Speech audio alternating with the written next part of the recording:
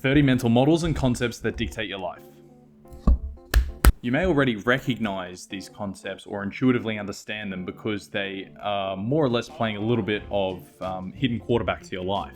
They are the inner voice you cannot hear, but you're listening to nonetheless. Ironically, by acknowledging their existence, it may actually change the way that you interact with them or use them. But acknowledge them you must, should you be interested in sharpening your noggin and sharpening your decision-making abilities. The concepts are all divided into 5 subheadings, all of which is going to be timestamped in the description, the subheading, and then each concept within the subheading. So this video is going to be super simple to navigate because in addition to the timestamp subheadings, there's also going to be a progress bar for each segment of the video. So you can sort of jump straight ahead to something that you are interested in. And also, can you please hack the YouTube algorithm with me? Very simple. All you gotta do is like the video, subscribe to the channel, and then comment what your favorite prop is that was used in this video. We've got dogs, dragon glass, one-armed Mexicans, and then a whole bunch of other stuff not as good as the dog. Okay, no more dilly-dallying. Let's get into it. Concept number 1, this is the building blocks of society. So, number 1, anti-fragility. What doesn't kill me makes me stronger. And for anti-fragility, our prop is going to be our one-armed Mexican mate. One of history's greatest moustache wearers, Friedrich Nietzsche, is famous for saying a lot of great stuff, but arguably the most famous, he said, "What doesn't kill me makes me stronger." This is anti-fragility. Nassim Taleb coined the phrase anti-fragile and expanded on this concept of Nietzsche, "What doesn't kill me make me stronger," through his analysis of anti-fragility, defining it as things that gain from disorder. So it doesn't kill you, it makes you stronger. You gain from the disorder. So things that are fragile break from disorder.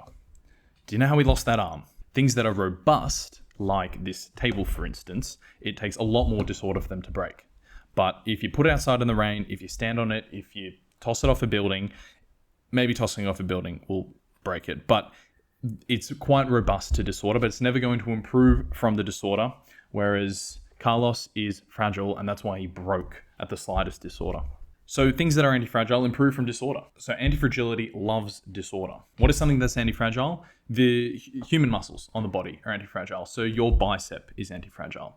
So every time it's stressed and you're doing a bicep curl, or quite frankly, you're just doing anything that's using the muscle actually strengthens on the other side. Because initially, the stress that you impose on the muscle sort of tears the fibers and in the short term hurts it, weakens it, but it heals back stronger. So the disorder actually makes it better.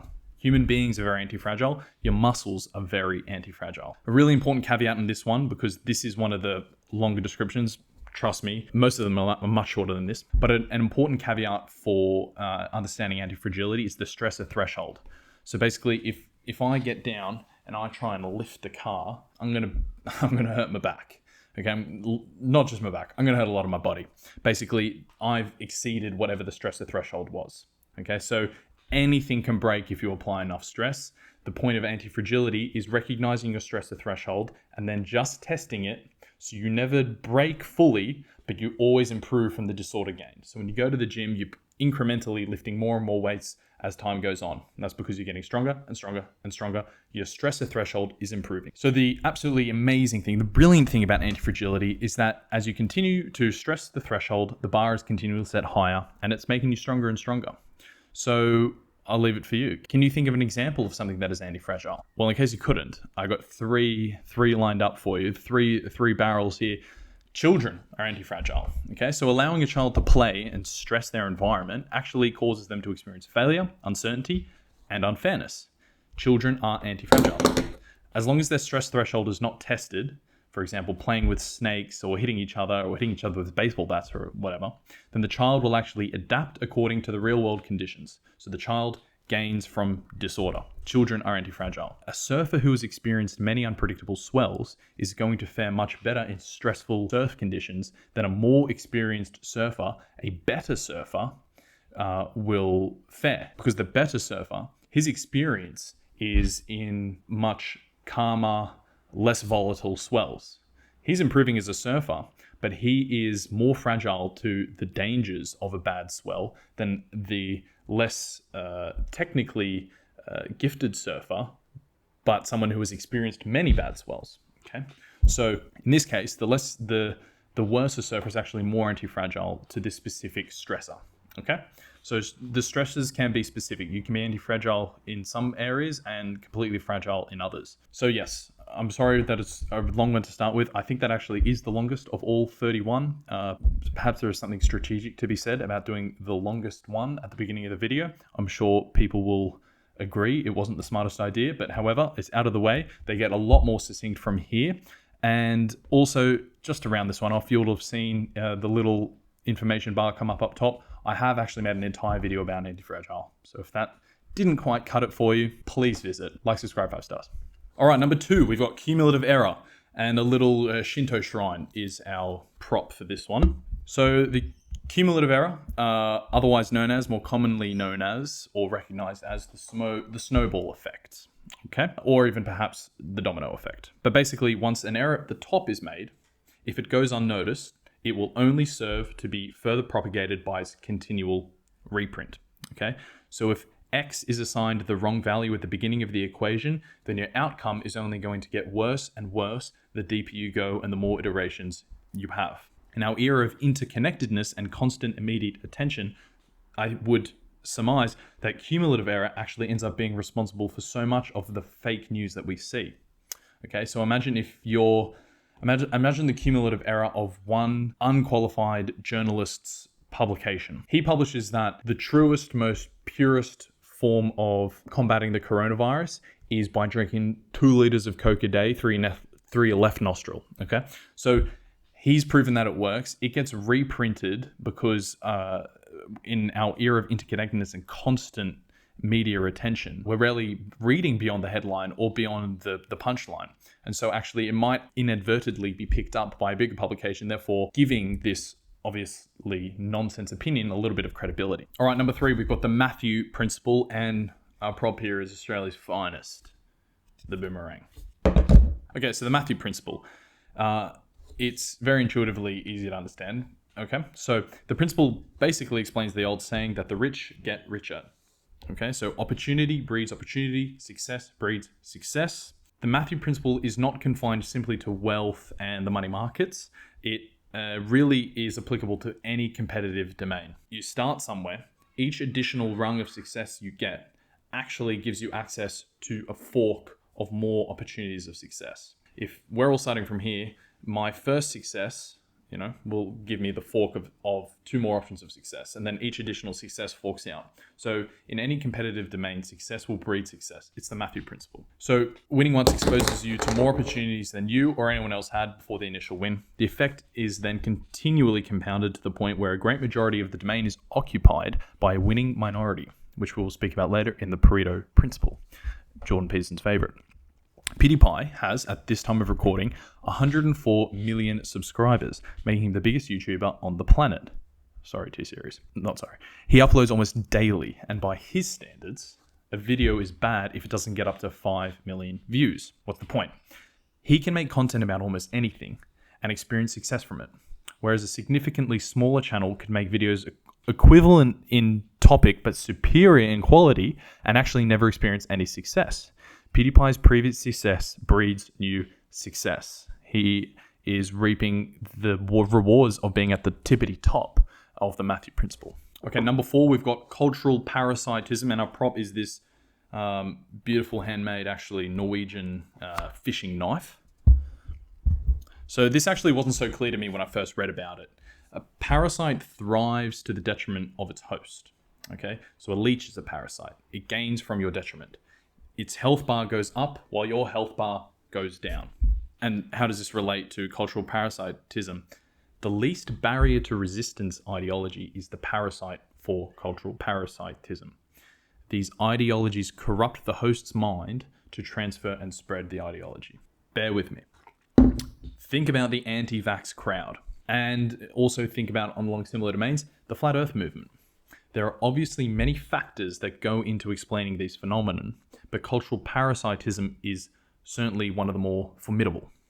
The ideology's health bar goes up to the detriment of the host. If there is someone who just harps on and on and on to you about flat earth, they become less and less credible. It's a complete win-lose relationship between the cultural ideology and the host. So a bad idea has this cultural parasitism to it. I hope that made sense. Okay, number 5 is belief bias.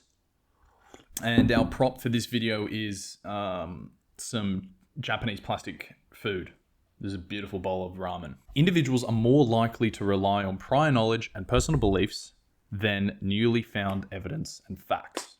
Okay, so this is perhaps for some a little bit of a bitter pill to swallow. However, need not worry, we're actually all exponents of this concept. It takes an exceptional person to actually forego their beliefs in the face of new evidence, but I'll continue. So we're more likely to accept conclusions as true because they are believable rather than accept them because they are logically valid. Contradicting our personal narrative is a very difficult task to undertake. All belief systems, primarily those faith-based, exploit an individual's belief bias as part of a credence with that group. Looking at the belief bias offers us an explanation for why two completely different people, an atheist and a Christian, can be presented with the exact same facts and come away with two completely contrary conclusions. I'm not making a statement whether one of them is right or wrong, but rather it's highlighting the power of the belief bias. Both of these groups were presented with the exact same facts, okay? And both of them have their preordained belief bias, certain things that they just grew up with, certain things that their cultural circle group thinks about as well. Basically, it does take an exceptional person to overcome their belief bias, okay? So few people leave religion as an adult who came from a religious upbringing, as do few people turn to religion as an adult who came from an atheist upbringing, okay? And the prism of religion is complicated, but that's pretty clear evidence that belief bias is strong. You know, there would be a random correlation there if belief bias didn't exist. You'd have the same amount of people, assuming neither of them is necessarily true, but you'd have the same amount of people going from raising Christians going to atheists as you would raising atheists going to Christian. Most people are unwilling to accept evidence that contradicts their belief. Alrighty, number 6, the network effect. Our prop is a Soviet flask. The network effect. Each additional user that joins the network adds a marginal value to every existing user already in that network. Okay, does that sound familiar to you? Facebook is actually only as good as its network. The value of Facebook is not in its algorithm, or its software, or its products, or its features, or its memes. Facebook's value to the consumer, to you and me, is in the extensiveness of its network. Okay, and the Zuck admitted to as much, claiming that speed of growth versus MySpace in the early days was the most important value to Facebook, because the Zuck understood that the first social media platform to get the most users to hit this, at the time, arbitrary number, but high, this threshold number of users where the network effect was such that even if it was an inferior product, the other product became redundant. Think back to when only half of your friends were on Facebook. At least I can remember this as a child from the early 90s. Maybe people beyond that can't really, but there was a time when Bebo, MySpace, and Facebook were legitimately competing against each other. But think back to when only half your friends were on Facebook. Each time one additional friend joined, the value of Facebook for you increased. Okay, so this is the network effect. It's a powerful concept that is a ubiquitous goal for all technology startups. I'll just hammer that point home. If you're on Facebook and 10 of your friends are on Facebook and 10 of your friends are on MySpace, the platform that you would end up using is probably based on whichever one of those people you wanted to speak to the most. If 18 of your normal friends were on MySpace, but 2 of your best friends are on Facebook, you'd probably still irk towards MySpace. Okay, the point is that the network effect is such that each additional user adds value to you. Okay, so I'll give another example. The telephone. The telephone is a classic case of the network effect. There is not much use having a phone if you're the only one. It could be the most sophisticated, remarkable phone in history, but there is no use in having it if you're the only one. But what if 5 people had them? Sure, there's more of an incentive to get one, but it's still a product of opulence. You're unlikely to get it. What about 10? Increasing your value a little bit for me, but still not adding too much value. But what if everyone you knew had a telephone? Well, now the telephone is invaluable. And that is the power of the network effect. The fundamental technology didn't change at all. The product didn't change at all, but more people were using it now. And therefore it exponentially increased the value of the product. It's an interesting one, the network effect. Okay, number 7, this is the Peter Principle. And our prop for today's video is my Che Guevara money box. Number 7, the Peter Principle. This principle affirms my ceaseless criticism of bureaucracies. Okay, this is perhaps the only thing that Nassim Taleb would ever acknowledge me for. You might have seen that I've made about 7 videos on Nassim Taleb, and a part of his work is such that he absolutely despises and criticizes people that sort of talk about his work. He really looks down on the summary or the review or anything like that. He believes that if something is worthwhile, it will be read in its entirety. In slow-dying hierarchies, such as big business or big government, people will be promoted until their competence threshold is met. And at this point, once the threshold is met, they will not be good enough to justify further promotion. They will remain where they are in mediocrity. So despite the fact that they had to show a certain level of value to get to that point, there is no longer a sign of marginal improvement, which means they've plateaued, which implies mediocrity. If you're not growing, you're dying. So, as a result, the bureaucracies that move and shape the world are actually filled with individuals who are just not that good at their jobs. And anyone who's worked in a firm of more than 200 people or so will absolutely be able to affirm this. The Peter Principle explains so many inefficiencies and also how unlikely big government conspiracies are, because with this much incompetence, someone would have been bound to speak. Okay, subheading number 2, this is casting judgment. Number 8, the halo effect. And for this concept, our prop is going to be Buzz. So, the halo effect. This is the false bias of assumed characteristics. So, when someone identifies an agreeable characteristic in someone, let's say they recycle 100% of their waste, people who are making the assumption are likely to go on to assume additional agreeable characteristics in that person, such as they must also be very progressive, they must also be decent and fair, they perhaps also share my politics and so forth, etc. It's the halo effect. It's the false bias of assumed characteristics. Or perhaps in the States, if you go around wearing a MAGA hat, people are going to give you different halos. Some will despise you and then some will respect you. This is despite knowing absolutely nothing beyond the fact that they're wearing a MAGA hat. Some people are going to be like, that's my boy. Some people are going to be like, he's an idiot. I was actually in Atlanta in 2016, just after he won, went to a college football game, and this was like the MAGA trend was coming to its peak, basically. And in a club with my mate, and a lot of people in there are, these big conservative blokes. And I was given a MAGA beer coaster, and immediately it's not like things were bad beforehand, but as soon as I had this MAGA coaster and people saw it, people come up to me, yeah, oh, you're from Australia, bro. Yeah, bro, MAGA. Like, it was weird. But that's the halo effect at play. And so don't be too quick to judge a book by its cover. Number 9, Hanlon's razor. This is some sand from the Whitsundays. That's our prop for this concept. Hanlon's razor. We should not attribute to malice that which can more easily be explained by stupidity. Okay? A steady dose of Hanlon's razor in our day-to-day might mitigate much of the noise that actually dominates our life, and will also contribute to you being a better friend and a better partner. Hanlon's razor. We should not attribute to malice that which can be more easily explained by stupidity. Number 10, the Nirvana fallacy. And this concept is sponsored by Donald Bradman, the greatest cricketer of all time, and he's Australian. The Nirvana fallacy. So this is condemning something simply because it compares unfavorably with the ideal of the alternative, even though that ideal is in reality unattainable. Let me explain. The most readily available example of the Nirvana fallacy that I could think of and have read of is the capitalism-socialism divide. Each side will insist that their ideal is superior, and they will not insist the superiority based on the idea's individual merit, but rather because of the unrealistic ideal of the alternative. So the socialist will tell the capitalist that socialism is better because at least there won't be homeless people and poor people.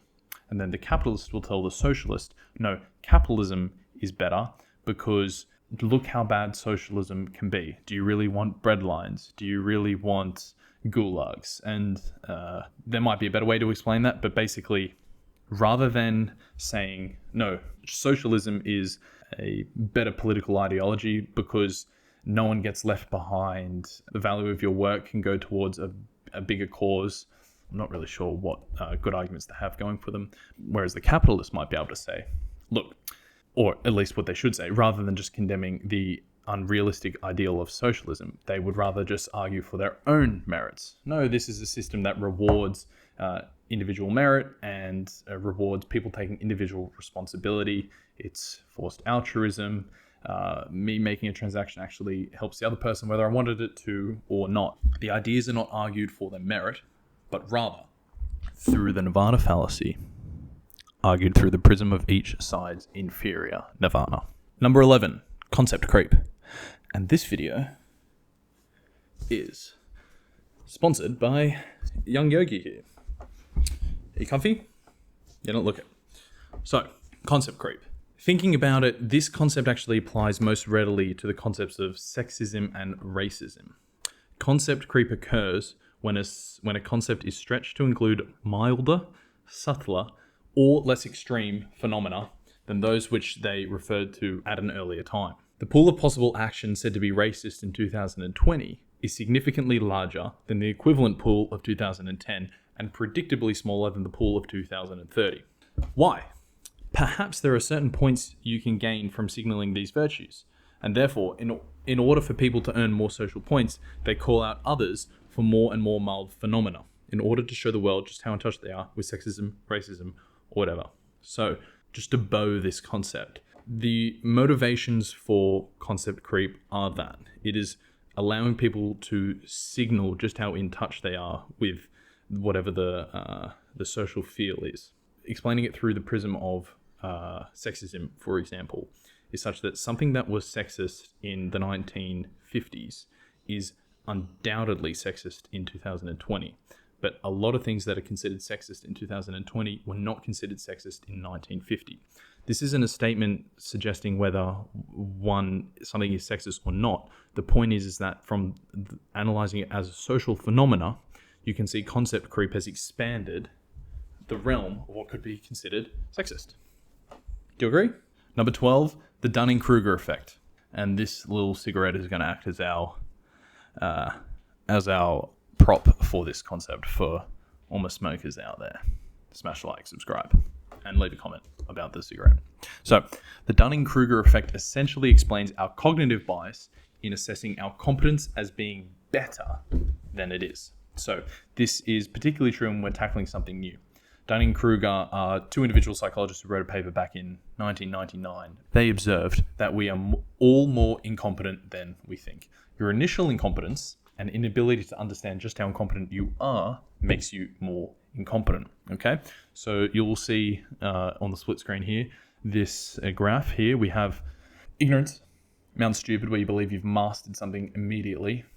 Valley of Despair, where you realize you're not that good. As your competence increases, you hit the plateau of sustainability. It's a less powerful concept, but it is a nice concept to think of when you're trying to analyze behavior, whether it be of yourself or someone else. Number 13, subselves. This video is sponsored by the bird. Subselves. Whether you like to admit it or not, or whether you consciously notice it or not, there are actually different yous. There is an office you, a boyfriend you, a mate you, a son you, a stranger you, and so on. We actually use different behavioral processes in different situations, meaning we are not a singular character, but rather multiple characters. Now, of course, this is very nuanced and very subtle. You're not a psychopath. You don't have different personalities, but you do behave differently. And since your behavior informs for the rest of the world who you actually are, there are subselves. So the difference between these views is, of course, extremely subtle. We're not a psychopathic, or at least most of us aren't. Okay, subheading 3. This is thinking like an economist. Number 14, the Pareto principle. And our prop for this video is my little jar of Sahara Desert. This is the Jordan Peterson special. I have heard him mention and speak about the Pareto Principle many times. He gives it incredible weight and has even suggested that it might be a quasi-natural law. But what is it? I'll get into it. Basically, the Pareto Principle, or otherwise known as, or as you might recognize it, the 80-20 rule, is this quasi-natural law and rule of distribution in competitive domains that packs a incredibly powerful insight into productivity. So with plus minus 5% variability, plus minus 10% variability, the Pareto Principle can actually be applied to both natural phenomena and human activities. Okay, so the man who coined the concept, Vilfredo Pareto, noticed that in 1800s Italy, 80% of the land was owned by 20% of the population, which he thought was a curiously unequal distribution. Not that it matters. It appeared to him a little bit unusual, and he wanted to figure out why. But in his studies, he figured out that the 80-20 distribution doesn't stop there, and it's actually quite ubiquitous among really any competitive domain. So in today's world, 80% of the wealth is held by 20% of the people. 80% of the crimes are committed by 20% of the criminals. 80% of the alcohol is drunk by 20% of the people. 80% of the value is achieved by 20% of the effort. 80% of the software customers use only 20% of the software features. And as someone who works for a software company, I can say that is absolutely true. 80% of your sales come from 20% of your salesmen. As someone who works at a software company as a salesman, I can also say that that is absolutely true. And interestingly, this is where it gets into the natural phenomena. 80% of the peas are harvested by 20% of the pods. Apparently, 80% of the world's oxygen provided by trees is provided by just 20% of those trees. 80% of the world's food grows in 20% of the world's countries. And 80% of you will only watch 20% of this video. Before you leave, please like, subscribe, and comment. Please. As you can see, the Pareto Principle infers that across almost any feasible domain, 80% of the outcome is determined by 20% of the inputs. Number 15, opportunity cost. This concept is supported by a very sentimental glass of bottle caps that I got on one night. So, opportunity cost. Opportunity cost is a powerful economic concept. Opportunity cost measures the value of the alternative. So it should be priced into any action you take. Imagine you have the decision that you need to make between going to the bar with your mates for dinner or staying home and looking after your 2 children. In fact, before I go on, let me just caveat by saying traditionally opportunity cost is going to be calculated in numerical terms. You measure what the cost of the alternative was in either physical units or dollars or whatever. But it's much more fun to apply these to the social realms, like I'm doing. So, going to the bar with your mates for dinner, looking after your kids. The opportunity cost of you doing one is the value of doing the other. Okay, so what if you go to the bar? The opportunity cost is the price of a babysitter, a bit of a physical cost, but then it's, more importantly, it's the intangible value of spending a night with the children, which is obviously incredibly difficult to assign a value, but it needs, and it is inherently taken into account, subconsciously when you make these decisions. But just putting a name to it, it's the opportunity cost. What if you stay at home with your kids? What is then the opportunity cost? Well, all the cost of the beers and the meal at the pub, so that's the physical cost. But more importantly, the cost is the good time you would have had with your mates, which is rarer and rarer these days. Okay, number 16, utility. We've got a nice Chinese pack of cigarettes that's going to support us on this concept. All right, don't forget, the only reason I'm doing this is so you comment one of them in the comment section. So please, hack YouTube with me. Hack the algorithm. It'll be fun. Utility. Utility is another powerful economic concept that influences greatly how economists think, but also just how people think. It is a measure of something's value or worth, typically independent of numerical foundation. So, in other words, it measures the satisfaction received from consuming a good or service. Again, similar to opportunity cost, utility traditionally is going to be measured in unit value, cost value, or some numerical value. But it's way more fun to ascribe utility and opportunity cost to the social realm. So let's look at utility.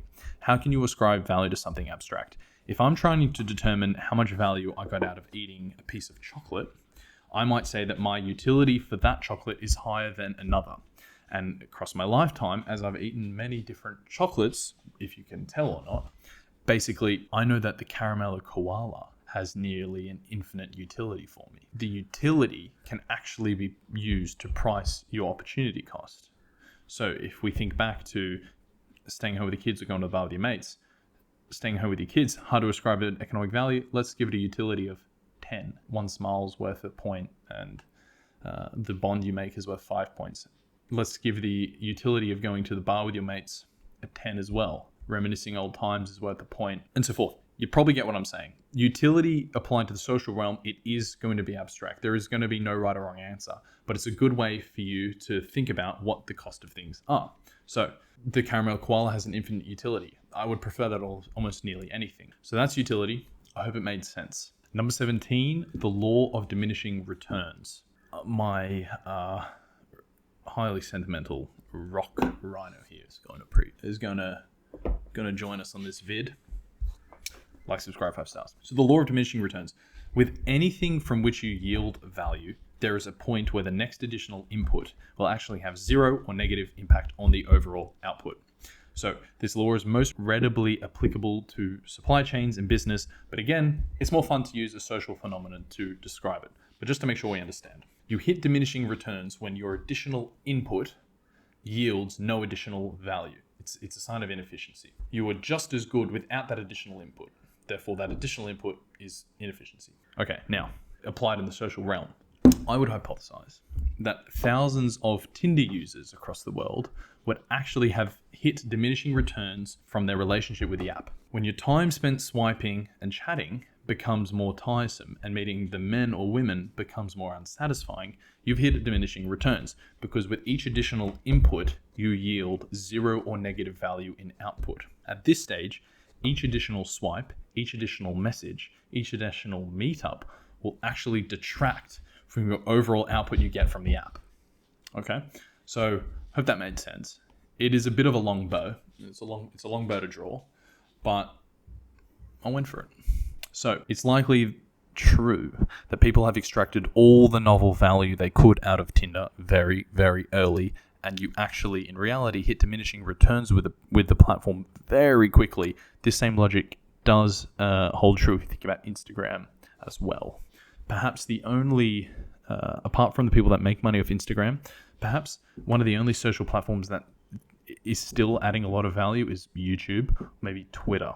And I would also hypothesize that the fall in Tinder's popularity is a sign of the fact that a lot of its users have actually hit diminishing returns. And that's why people don't find the same value they once did in the platform. And there are a lot of other dating applications being used now, not in addition to Tinder, but rather except for. Traditionally, the law of diminishing returns is a function to measure efficiency in manufacturing. Number 18, compounding. We've got a beautiful wire saxophone to join us here.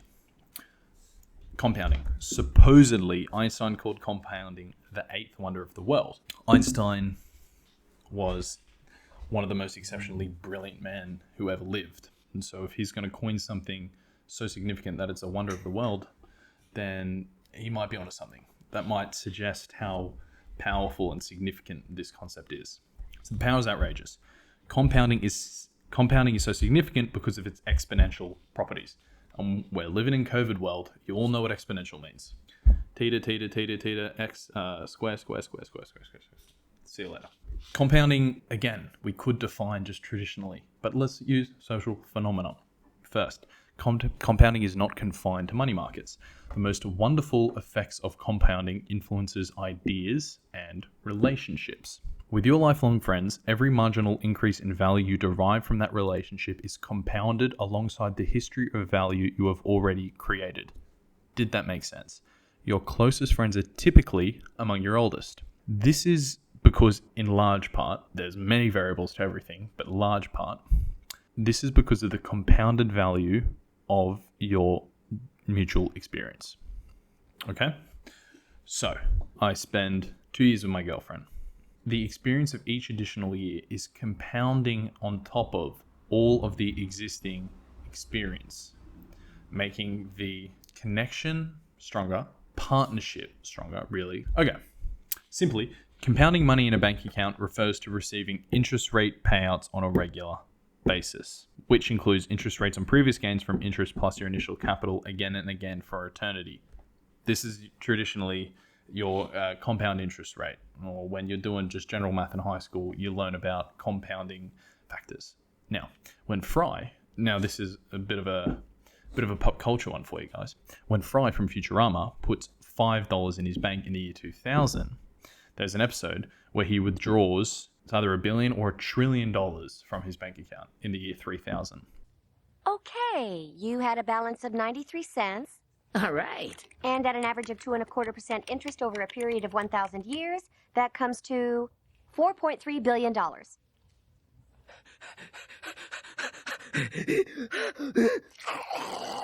This is because of the magic of compounding. Happens in the social realm, happens in the physical realm. Eighth wonder of the world, Einstein said it. Subheading 4, thinking about risk. Number 19, the Black Swan. We've got the Queen from Wizard's Chess to join us here. So, the Black Swan refers to unpredictable and extreme events that have an outsized impact. They are the extreme outlier event. They are by definition unseen and typically reap a disproportionately large downside. It is the responsibility of every individual to do their best at pricing the Black Swan into their lives through becoming more anti-fragile, through embracing randomness, making themselves more robust to risk, striving for anti-fragility, which is mentioned in another video link right here. So what's some example of Black Swan events? The 2008 GFC, Black Swan event. 9/11, Black Swan event. 2004 Indonesian tsunami, Black Swan event. The coronavirus, it's a quasi-Black Swan event. Extremely high impact, only predictable in hindsight. They are the traditional Black Swan examples you will hear of, but the list barely stops there. Leicester City winning the 2016 Premier League, extreme Black Swan event. Jesus Christ being born, massive Black Swan. Whether you believe he was the Messiah or not, his impact on the world and his presence in it, and him being born into it, is a huge Black Swan. In our calendar, it points reference to his birthday. Black Swans are extremely high risk, extremely low probability, and they're fat-tailed events. And I've done an entire Black Swan video, which you will find in the description. Number 20, fat-tailed distributions. This is a Day of the Dead mask that's going to support us on this concept. So, fat-tailed distributions explain why we totally miscalculate tail risk. I'm going to walk you through now what I'm talking about when I say fat-tailed events. Okay, so we're looking at here fat-tailed distributions. Now, what are these? Nassim Taleb basically wants to make the point to us that we think we live on a plottable Gaussian distribution. A lot of our competitive domains are set according to this standard. So basically, if you follow my rationale, if you look here, this is the middle, this is the average, and as you would have learned in high school, basically every standard deviation away from the mean has a certain percentage allocated to it, all the way down to, let's say here, 6 or 7 standard deviations away from the mean, extremely unlikely events. Now, this is just according to this traditional Gaussian model. This is plotted by, the way Nassim calls it, something called Mediocristan.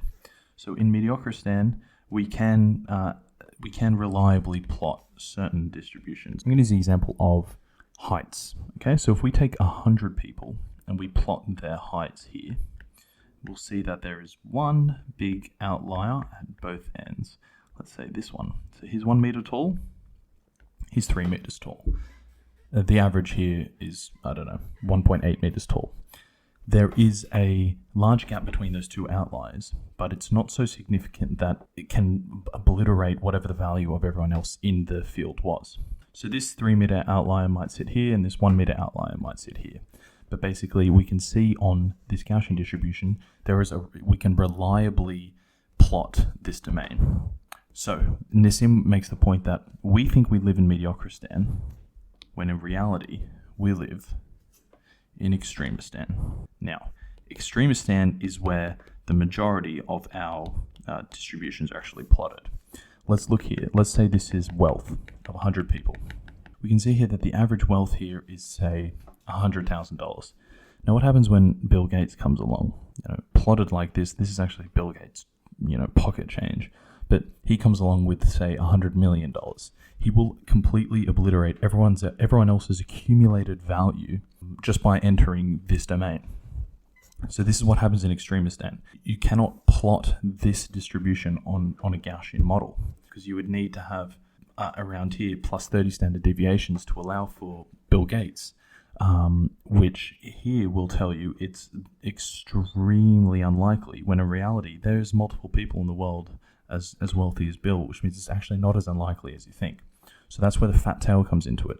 Rather than looking at Gaussian, Taleb wants to look at fat tail. You can see the tails run wider with a lower average. So it counts for the black swan. The black swan occurs at the tail events. By plotting the line here, as you see, fat tail, it's a lower center and a wider tail. It allows for these extremely unlikely high impact outliers. So let's look at what happened on this year in the financial markets. Black Monday happened. In one day, the markets went down by 20%. At that point, an unprecedented event.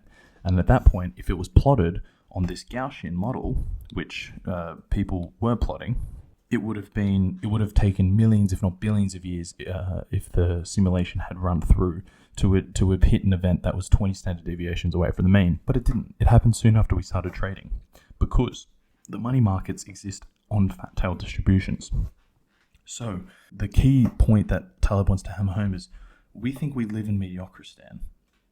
We think that we can reliably plot and measure and predict according to this Gaussian distribution, where in reality, we live here. We live here in Extremistan. And in Extremistan, there are fat-tailed, high-impact black swan events. Okay, so now you've seen that. I'm going to try and apply this to the social realm, and I am totally aware that I could be completely wrong. So bear with me, take it with a grain of salt. It's a bit of an out there hypothesis, but we're going to make it anyway. Your marriage is fat-tailed, okay?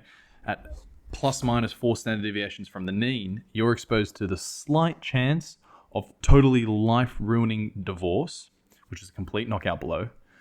But equally, you are exposed to lifelong fulfillment at plus 4 standard deviations. You're equally exposed to the worst outcome of marriage and the absolute best outcome of marriage. Both are extremely low likelihood events, but possible. There is a symmetry between the upside and downside. Number 21, the Simpsons paradox. And Yogi's going to join us again because I'm running out of props. So, always test your correlation with a strong dose of salt. You can infer much from highly correlated data, but much too often do we also infer causation. Follow the graph on the screen and I will explain for you. Many policies are justified because of this. But once that highly correlated data is combined, your inference can actually be flipped completely on its head. Trends that appear when a data set is separated into groups reverse when the data are aggregated. So the Simpsons paradox is really important at determining true causation, true correlation. Always take with a grain of salt. Okay, number 22, the Lindy effect. And for this one, we've got a baseball. The Lindy effect emphasizes the old saying, an oldie but a goodie. This is also a concept from Nassim Taleb, so forgive me for being a bit of a Nassim shill. All the videos that I've made so far on this channel, simply because of the time in my life that I started reading him. But you will find all his videos in this link that I'm putting up here. But we're here to talk about the Lindy effect. Okay, so the older something is, the more likely that makes it to be around in the future. How many years has it existed? Cool. We can infer with confidence that that is going to exist for that period of time again. Star Wars 4 was released in 1977, and as of today, 43 years on, is still an all-timer. The Lindy effect tells us this means we can predict with confidence that Star Wars 4 will at least maintain popularity and relevance for another 43 years. The Lindy effect measures robustness. It has existed this long, and then that tells us that it was better than everything that came along in the meantime, and therefore allows us to predict with confidence how much longer it will last. So it's more a commentary on everything around Star Wars rather than Star Wars itself. It's existed 43 years because in that time it still exists as a superbly magical experience to watch. It's existed 43 years. We can infer that it's done so well for this long, it should at least do that well for that time again. So the older something is, the more likely it is to remain into the future. The Lindy effect. Number 23, randomness. Zbrodka is going to join us on this concept. We struggle to accept its dominant existence and refuse to attribute it our success. The world is largely comprised by random, non-sequential, non-ordered events. As Nassim Taleb coined, we are fooled by randomness all the time. When we attribute causality to things that are actually outside of our control, we will tend to see things as more predictable and therefore allow ourselves a chance to act in accordance. By accepting randomness, we can start putting ourselves into the best position possible to benefit from randomness, rather than letting it wipe us out. Look at anti-fragility for how to benefit from randomness. I put in randomness as a concept because typically, outside of the works of Nassim Taleb, I never heard it spoken about that much, but it is an extraordinarily influential energy on our lives. Luck is opportunity plus preparation, right? We can do a lot to benefit from randomness, but it is still a random event that gives you the opportunity. Randomness dictates so much. The coronavirus is random. People were not prepared for it. But look how much of an outsized impact it has in our lives. You would think such an abstract concept like randomness would be spoken about more, but perhaps it is a daunting concept to tackle because no one wants to admit that perhaps their success isn't because of their exceptionalism, and they would rather say that it's because of a lot of good luck and a lot of randomness. PewDiePie, to his everlasting credit, who is an amazing person who I consider a massive role model. He's got his finger on the social pulse probably more than anyone, but he's accredited himself so many times. He's extremely lucky. He's no right to have 104 million subscribers. He has them for a myriad of reasons, but the biggest one is that he happened to make enough videos at the right time on the right game, which happened to come into popularity again at the right time, and he kept doing it. He is still the best, and he's still exceptional for doing it, and for doing it so well for so long. But he wouldn't have 104 million subscribers if this simulation was run again in an alternative universe. Subheading number 5, decision making. Number 24, Occam's razor.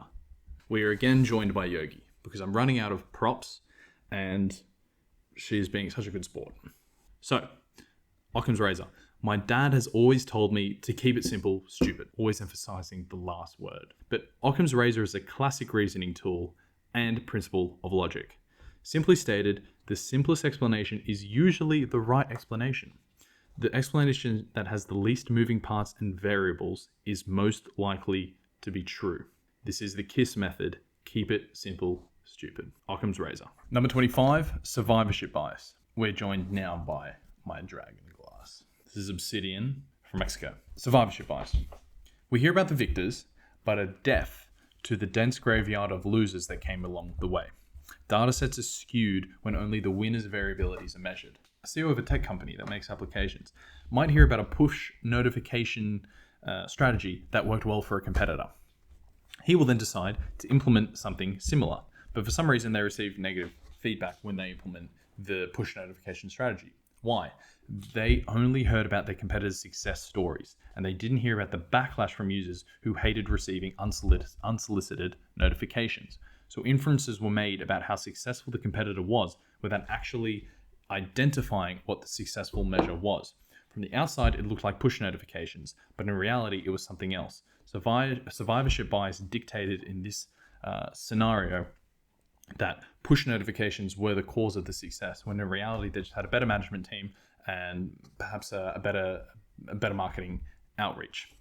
Another example, perhaps one a little bit more relatable. A football team is losing at halftime when they go into the sheds.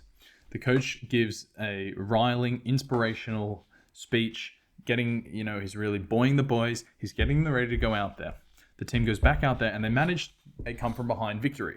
You will see survivorship bias at play here because in the post-match interviews, the victory will be attributed to the coach's speech. You will hear players in the interviews saying mindless things such as full credit to the coach, It was the coach's speech that really turned things around. Yeah, without the coach, we wouldn't have made it. If the coach hadn't given such an amazing speech, then we wouldn't have had it in us to have won. You'll hear all of this nonsense, and you always do. But the reality is that the team they won a come from behind victory because the goalkeeper on the other team made two incredibly silly blunders. It was sheer dumb luck that they won. It had nothing to do with the coach's speech, but survivorship bias will dictate in hindsight that it was the coach's speech that won them the game, and that coach will go on and get a much better coaching gig in the future. So survivorship bias will skew the data and attribute the win to the coach's speech. Survivorship bias skews data. Number 26, hindsight bias. We have here a fair dinkum didgeridoo. That deserves a comment. That deserves a like. That deserves a subscribe. That deserves 5 stars. Do it for the Aboriginals. Do it for the show. Do it for YouTube. Celebrate the didgeridoo, which I actually bought in Amsterdam for $10. It's insane. It's hand painted and everything. It cost me significantly more to ship it home than to buy it. But none of that has anything to do with hindsight bias.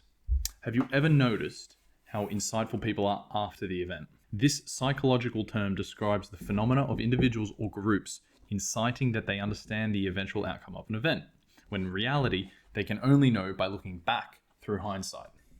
So they confirm all of their ideas in hindsight because they can track the validity of each idea.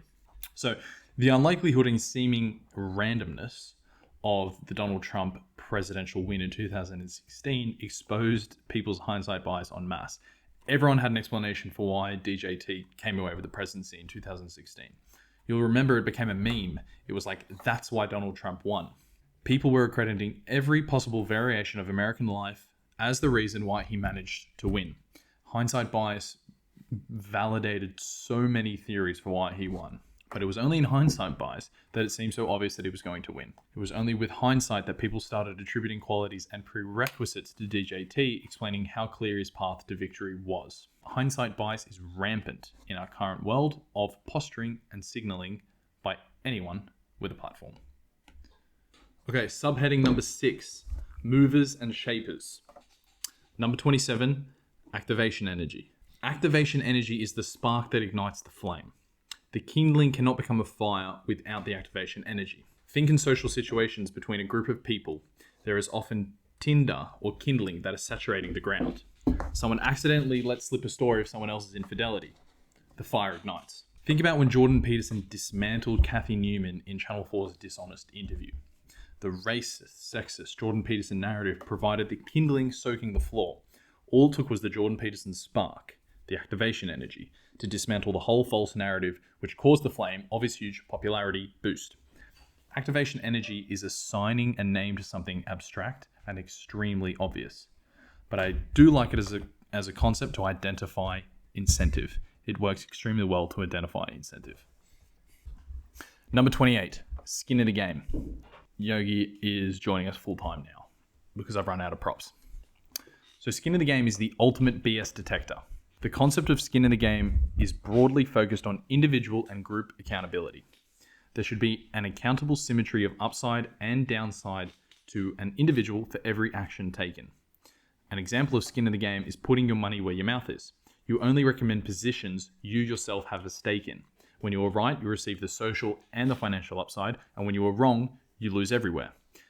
An example of having no skin in the game, which is just to say having accountability for your actions, being accountable for the decisions, the posturing, the signaling, everything that you own, being accountable for your risk. So an example of having no skin in the game is the transactions that were made to cause the 2008 GFC. The financial managers who sold junk loans, oh, she moved it. Like, come here. The financial managers who sold junk loans and contributed majorly to the GFC. They privatized the gains and socialized the losses. Rather than them repaying for all the damage they caused, the taxpayer bailed them out. They were not accountable for their decisions, and they had no skin in the game. Skin in the game is a euphemism for accountability, and similar to activation energy, similar to many of the concepts, they are inherently understood by everyone. An eye for an eye, a tooth for a tooth, we all know what this means.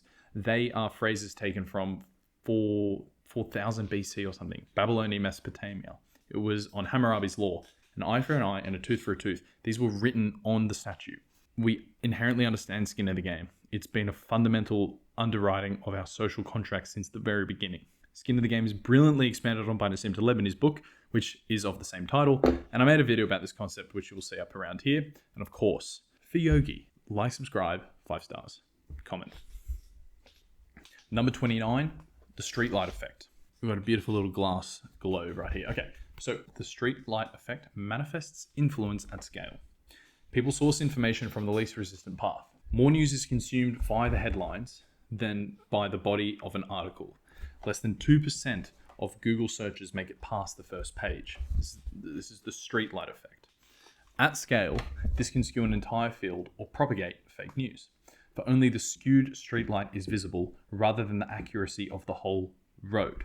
Imagine if you're walking down a road at night and the street light only is working over some ugly part of the road. There's a pothole, I don't know, some blood, a trash can tipped over. Your impression of the road from the streetlight visibility is such that it's a very ugly road. But if you were there in the day, you would realize that that's the only ugly part on the entire street. It's actually a beautiful road. By only reading a clickbait title, a clickbait headline, and by passing on just headline information and never understanding the body that justifies a headline, you never understand the nuance of a topic and your opinion is heavily skewed, which only further propagates down the line as clickbait snowballs. So the streetlight effect is very applicable in the social realm at showing how we will only understand a very small amount of a topic, but then speak about and share that knowledge as if we knew the entire road. The streetlight effect is propagated so much more and so much more heavily and quickly through our mass consumption of information and media. You're scrolling through Instagram, you're scrolling through Twitter, you're scrolling through Facebook, your mates are sending you things, you're hearing things, maybe you've got the news on, you've got podcasts happening all the time. There's so much information, but how often do you really understand or even get exposed to more than just the street light that it's showing you? Number 30, the Tocqueville paradox. The Tocqueville paradox partly explains Steven Pinker's controversy. The paradox explains how, as living standards for a particular community rise, so rise the community's expectations. Standards will then rise again until a point where standards cannot meet expectations. It is at this point society breaks down and populism festers. So, just think about the recent history. From the 1900s, standard of living is just ticking away up and up and up and up. But at each additional uptick, there was a lot of complaints about the poor standards of living that people were living in, although it was considerably better than in the past. Even now, people complain about the standards of living. It's considerably better than the past. The paradox explains how, as living standards rise, so do expectations. So, why does this explain some of Steven Pinker's controversy? He's best known as the arbiter for just how good things are.